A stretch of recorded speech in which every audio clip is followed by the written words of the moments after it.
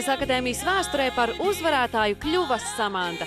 Tautas dziesmu koncertā tieši Samanta ieguva gan lielāko žūrijas, gan skatītāju atbalstu. Malīgs retais gadījums. Žūrijas vērtējums sakrīt ar skatītāju vērtējumu Samanta Tīna. Žūrijas vērtējums var būt ļoti labs, un to es vienmēr tā samierinājusies, ka tā ir tā man tā galvenā uzvara, kad žūrija ieliek visus 4 desmitnieks, man tas ir jau ļoti labi. Tas ir tas pats svarīgākais, bet uz to es tā nekad nebiju cerējusi. Bet vakar, kad nosauc, man bija tiešām, es stāvēju, es atceros to ārējā gradzenu, un es domāju, nopietni, es domāju, tas nav kaut kāds joks. Par Samantu man šodien liels prieks, ka taisnība ir uzvarējusi, ka beidzot kāds ir ieklausījies žūrijas balsojumā un novērtējusi Samantas lielisko priekšnesumu. Samanta šodien atdeva sev visu. Viņa principā netik daudz uzvarēja ar savu balsi, kā ar savu harizmu un savu emociju.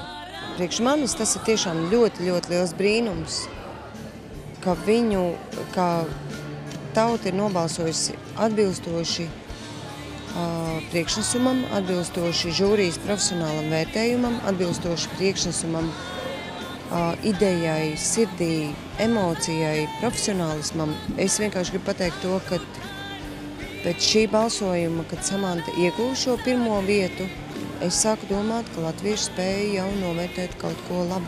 Viņa šodien pierādīja, ka absolūti nekāds stress nespēja viņu novirzīt no mērķa. Samantai ir liela nākotne un tikai viena būtiska lieta, jā. Svarīgi viņai atcerēties to, ko reizē teica vizītkartē. Ja viņa mācīsies, viņa tiks ļoti ātri uz priekšu. Pilnīgi asaras acīs bija, tāpēc, ka arī es piekrītu reizietis tāds, tas izdziedātais tik spilgti, viņu atspoguļoja. Patiešām, kad šo dziesmu es zinu, un es arī tevi biju dzirdējis iepriekš, un tā, nav tā, ka, zin kā, pirmais tāds. Bet, ja tu mani spēji paraut ar savu 10. atkārtošanas reizi, tad tas ir kaut kas. Es gribu uzslaudot visiem Samantas atbalstītājiem, kad jūs saņēmāties, un tas ir baigi svētīgi. Tādēļ, ka Samanta to bija pelnījusi jau sen, kad viņa beidzot jau sāka dziedāt. Tas bija jau 4 nedēļas iepriekš. Un, vairāk. Vairāk. Viņa to bija pelnījusi noteikti.